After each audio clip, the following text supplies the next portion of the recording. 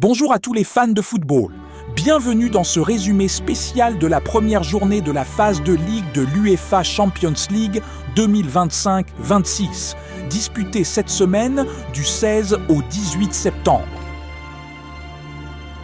Au programme, des chocs électrisants avec Olympique de Marseille contre Real Madrid, Newcastle United face au FC Barcelone, Bayern Munich contre Chelsea, Paris Saint-Germain face à Atalanta, Manchester City contre Napoli et Liverpool contre Atlético Madrid.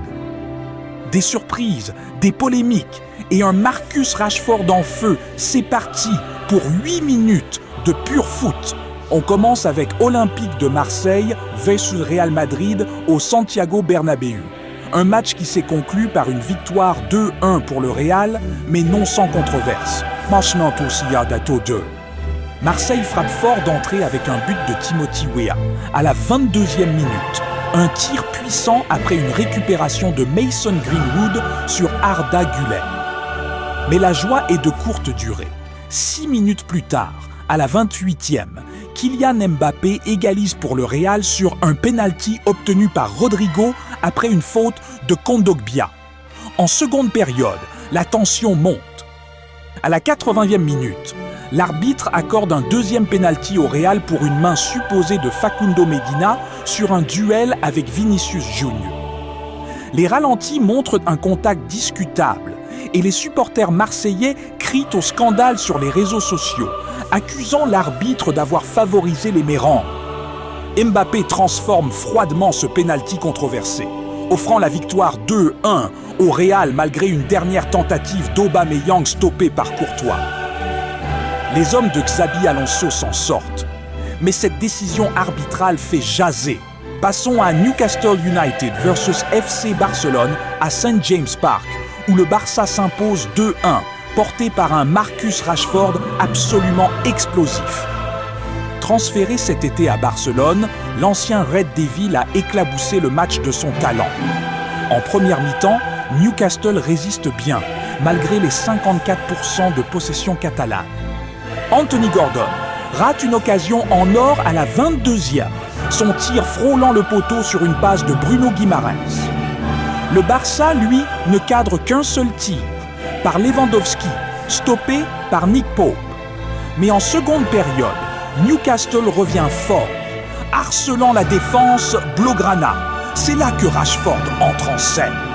À la 58e, sur son troisième tir de la soirée, il ouvre le score d'une tête imparable sur un centre. À la 67e, il récidive avec une frappe enroulée magistrale du droit, signant son premier doublé sous le maillot du Barça. Newcastle pousse, le public est refroidi, les tensions montent. Johan Garcia, remplaçant Ter Stegen, sort des arrêts de classe mondiale, notamment sur une volée de Joelinton. Mais dans les arrêts de jeu, à la 90+1e, Gordon sauve l'honneur des Magpies avec une frappe croisée. Le Barça tient bon 6 minutes de plus et s'impose 2-1. Rashford, avec 8 dribbles réussis et une note de 9-10, est l'homme du match, prouvant qu'il est déjà indispensable à Hansi Flick. Direction l'Allianz Arena pour Bayern Munich versus Chelsea. Les Bavarois n'ont fait qu'une bouchée des Blues, s'imposant 3-1. Chelsea, de retour en C1 après 2 ans d'absence, a été dépassé par la puissance offensive du Bayern.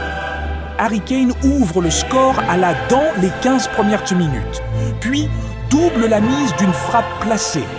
Ensuite, Chelsea réduit l'écart par Cole Palmer, froid comme à son habitude.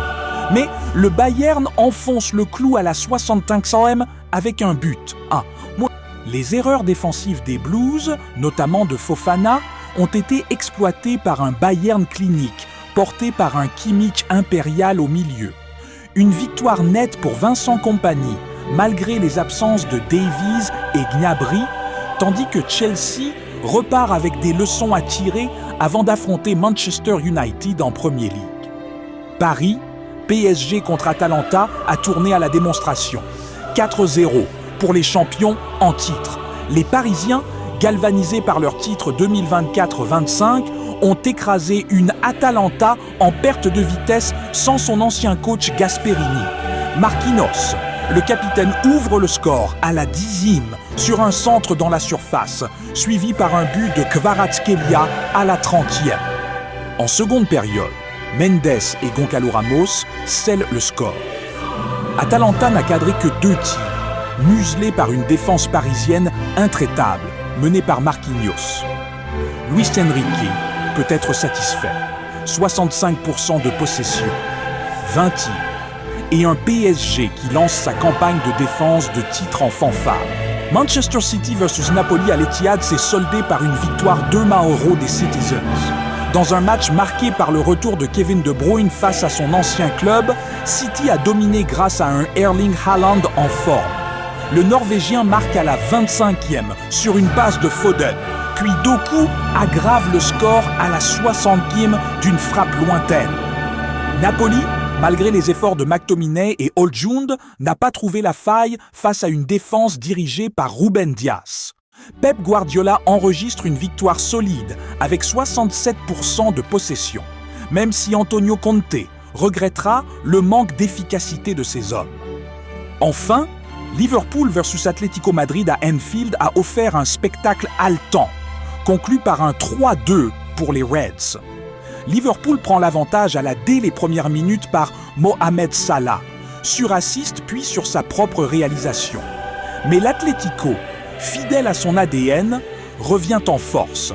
Marcos Llorente réduit l'écart à la 45+3e d'une volée spectaculaire, puis égalise à la 75e. Dans une ambiance électrique, Diego Simeone est expulsé après une altercation avec un spectateur. Et dans les arrêts de jeu, Virgil van Dijk surgit pour offrir la victoire à Liverpool d'une tête rageuse à la 90+2e. Arne Slot salue la mentalité de son équipe qui a su répondre à l'intensité de l'Atlético malgré une seconde période brouillonne. Pour conclure, cette première journée a tenu toutes ses promesses. Des favoris comme le PSG, City et le Bayern qui confirment un Barça porté par un Rashford incandescent, un Real Madrid controversé et un Liverpool résilient. Un petit clin d'œil à la prochaine rencontre d'une des équipes gagnantes. Le FC Barcelone, victorieux face à Newcastle, affrontera le PSG le 1er octobre dans un choc titanesque entre 2 prétendants au titre. Rashford contre Dembélé, ça s'annonce explosif. Merci d'avoir écouté et rendez-vous pour la prochaine journée de C1.